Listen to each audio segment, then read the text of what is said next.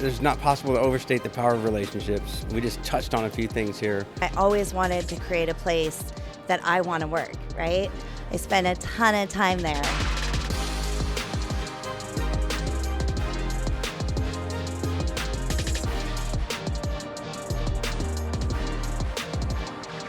Hey Restorers, welcome to a fresh episode of the Restoration Masterclass sponsored by Answer Force this season.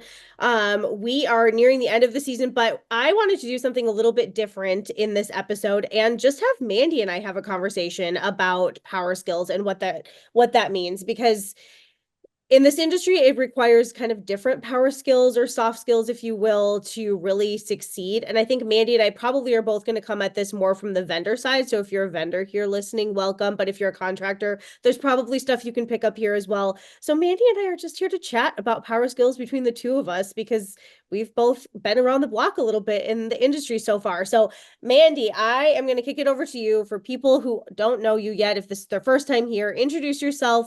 And then I'm curious what you think your number one power skill is. Ooh, thank you, Michelle. Hello, everyone. I'm Mandy with Answer Force. I head up our business development here, and so glad to be on.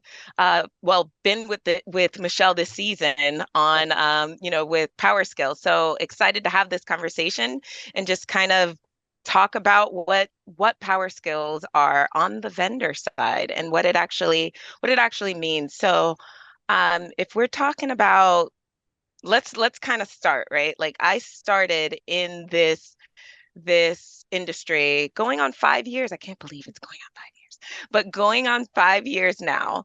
And I was thrown into events, and being at events, that requires an entirely different skill set.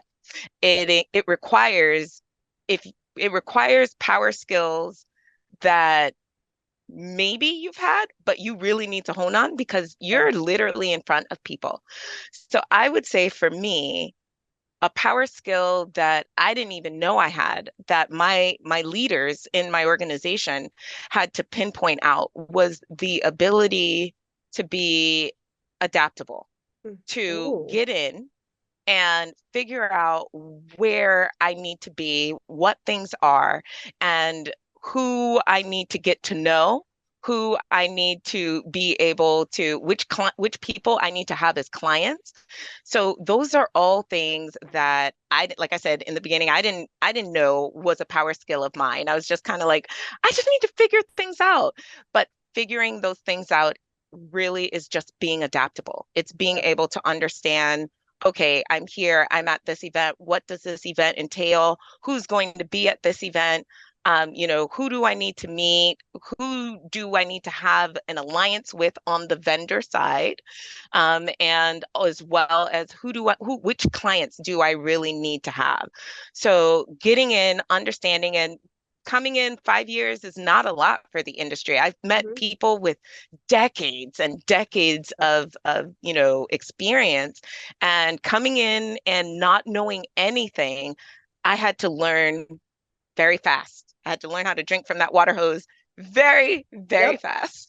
Yes, you do have to just dive in. And when you get to an event, you have to just be brave enough to go up to people and join conversations and put yourself out there and not worry about like, oh, I don't know these people, or what if I look dumb or I ask a dumb question. You have to be willing to just like put yourself out there. And I always admire people at conferences. I'm sure you and I have both had this happen where probably together we've like having a conversation with a group of people that we know, and there might be somebody who walks up that we've never met before. And I love it when people come up and introduce themselves and start asking questions, and it's like, oh, you really care, you're really interested. So I second that. And I didn't think adaptability, I like that. That's not what I expected you to say, so you surprised me on that one. That was a fabulous answer. I would say, if I was going to say what my top power skill is, I learned mine out of college. It was one of those things where once I got into the working world, I realized the things I learned in college didn't really equip me actually for the real world and a real job and what actually being a journalist is. I certainly learned how to write and interview and do all of those things in college, but they didn't talk about the relationship aspect. And so relationships, I think, is everything. Relationship building, I would consider hopefully my top power skill. I love meeting people and going to events, although people who also know me know that by the end of the night, if I'm done, I am also done. But I am there when I'm there, and that's me. So I love the relationships that you can build in this industry, both among the vendors and among the contractors. And I think that makes stuff really special. The number of introductions that you can get from other people. And if you're looking for a resource, if I guarantee that if you have relationships in the industry, somebody that you know is going to be able to connect you with the resource that you need. So that's what I would say. Relationships is a huge, huge part of the industry, no matter what seat you sit in. It is, Michelle. I mean, that's the thing. Um, so I actually do have a question for you.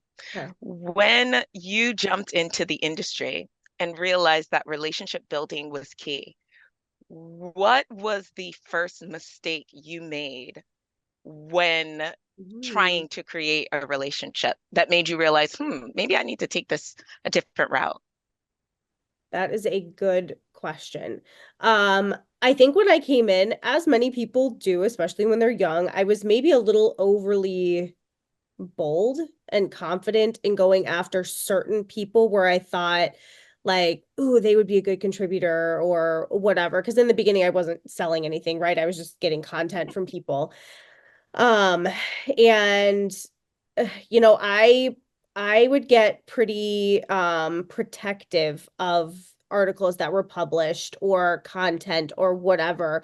And it took me a while to realize just because somebody disagrees with an article doesn't mean that I necessarily did anything wrong, or even if I did, you can course correct. So it took me a while in my career to learn, which this is not a great direct answer to your question, but I find a lot of value and freedom now in being able to admit when I'm wrong or I've made a mistake or I need to fix something. Like I would much rather like own up to something and admit the mistake and apologize and find a way to fix it now versus maybe being too quick to offend or too quick to defend something or whatever, and listen to all sides. That can be tricky on the editorial side of the industry. I will say that there are people that have different viewpoints on Yeah. everything. I have, recently a good example is we've avoided doing anything related to a few of the new industry standards that are coming out soon, maybe, because there's some conflict on both sides there. So we have tried to just stay away from it until it settles down. So it's taken some time and maturity to learn who's who, what's what, how to handle different topics, learn to reach out to people that I've created relationships with if I get an article that's like, I don't know, or is this technically right or whatever, I don't rely on myself anymore or at all for technical articles. I should never have, and I don't now. And um, so it's kind of learning those things. I don't know that really answered your question, but But it does, because it's all about it. You took those experiences to help you be able to tailor yeah, your relationship building. You yeah, knew that going in, now you go in, if somebody has something potentially negative to say about, an article, it's not you, the person. It's okay. Let me listen, let me hear their feedback. And it's what's caused you to become a master at building relationships now. So it does tie in. good job tying that in. I like it.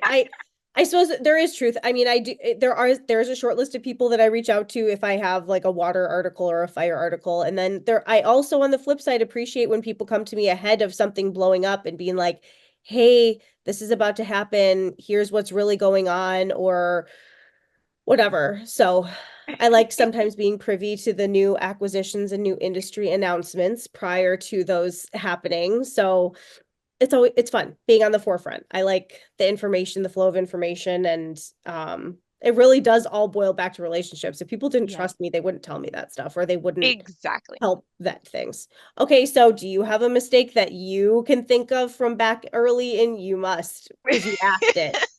early in your restoration career. You've been through an interesting period in the industry as well, because you started right before the pandemic. So you Yes. went through this within the pandemic and now the major industry consolidation and everything that has happened with that. So you've been in this in a very interesting season. But Yeah. anyway, going back to the question, do you have a mistake that comes to mind from when you first got here? And you didn't adapt well? Yes. Okay. So in the beginning, when I started, I was just like I said, I was drinking from the water hose, not understanding, just trying to figure things out, talking to everyone, and then realized really quickly that, Mandy, this person you actually didn't take the time to get to know. Like, I didn't know, I didn't do my research before. I just got there Mhm. and was just like, let me just talk to and didn't realize who I was talking to. Didn't realize the conversations that I was having. And then quickly, my team and I at that time quickly realized that we needed to do our research because we didn't do a really great job at having a few conversations, like even with people that were our clients. So I learned really quickly we need to know who our clients are. Mhm. First and foremost, before we go to any event, we need to know, take the time to know who our clients are before we walk in a room, because it's really bad when you're trying to sell to your client and they're like, but I'm already a client. I'm like, Crap. I'm so sorry. I'm so sorry, because the whole thing is you want them to feel valued. Yeah. So taking the time to do the research, taking the time to get to know, like I said, to learn who's who. And Yeah. that's kind of the way the industry is learning who is who. It's a big industry, but then it's not. And That is so true. so learning who are your power players in this industry, learning who are the contractors who you do need to understand, because there are unique business models within this industry Yes. that are not in any other industry, or not as prevalent in any other industry, such as the acquisitions, right? Yep. So it's learning those things. I remember not understanding, um, I'm not going to give any names, not understanding a very prevalent player in this industry, their business model. And I just kept saying, franchise, franchise. And they're like, no, no, no, no, that's not what we're doing. We're not a franchise. These are not franchises. They are coming up under us. And I put my foot in my mouth a few times that made me realize that I needed to pull Mhm. back and understand and do my research before having certain conversations. So Yep. that, for me, I would say, to boil it all down, I had to put my foot in my mouth a few times to understand, okay, Mandy, you can never do that again. That was Mhm. really a bad interaction. I'm usually good at salvaging things, but you realize that there's only so many rookie mistakes you can make. I get that. The terminology and it is very important. I went through the same thing with mold, whether you kill it or you remove it. Same idea. And doing that, messing that up a couple times, people are gonna let you know that that's not a franchise, Mandy. It's not, you're not killing mold, Michelle. So, people are gonna let you know those things. And Yeah. oh, I had another thought that I was gonna share, and now it's totally left my brain. But um anyway, yeah, I agree with that. Being able to adapt. I know what I was going to say to anybody who's listening to this, which I think also sums up what both Mandy and I have been saying of like, know your customer, build relationships, all of those things. Ask questions, learn to be a good active listener. You are going to get so much further if you learn questions to ask when you go into any situation, any conversation, and keep asking questions. That's how you gain knowledge and listen, be an active listener and engaged in those conversations. I am sometimes amazed at, everybody loves to talk about themselves. I totally get that. But sometimes people just talk and talk and talk and talk and talk, and be sure that you're letting other people get a word in edgewise. Be sure you're asking questions. Make sure that the conversations are going two ways, especially if you're a salesperson. I think you should be asking more questions than speaking. You should be doing more listening than speaking if you're in sales. Mandy, any Oh, thoughts there?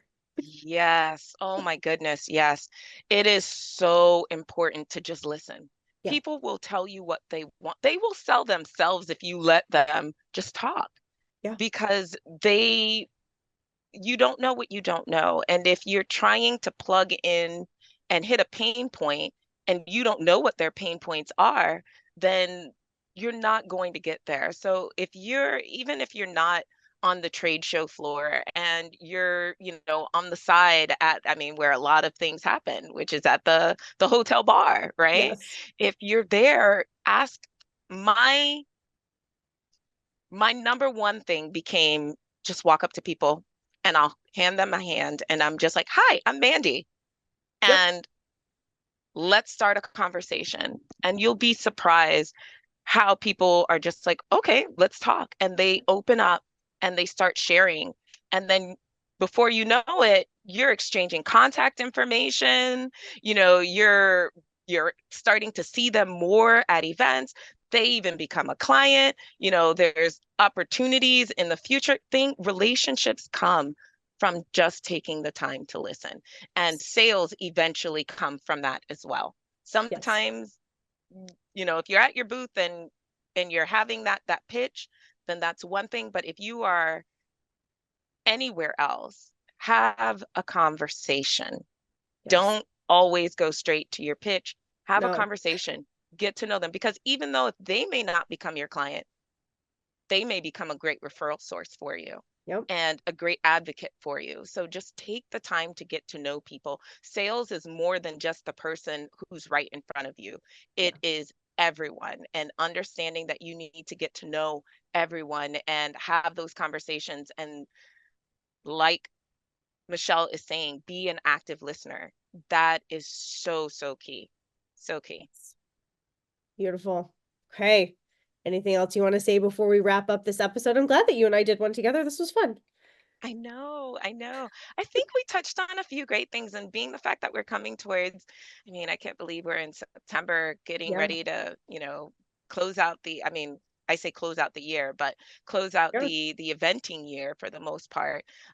These are great tips to take into 2025 to Yeah. share with, your team. Even it doesn't matter if you're vendor or contractor. These are amazing tips to just take on and be able to share and cultivate within your culture. I agree. Mandy, thank you so much. And thank you to Answer Force for sponsoring this season. If you want to find more episodes, you can go to the CNR website. You can go to the CNR YouTube. You can find it on any of your podcast platforms, wherever you like to consume anything. You can probably find it there. So, Mandy, thank you so much. I hope you have an awesome rest of your day. Thank you. You too, Michelle.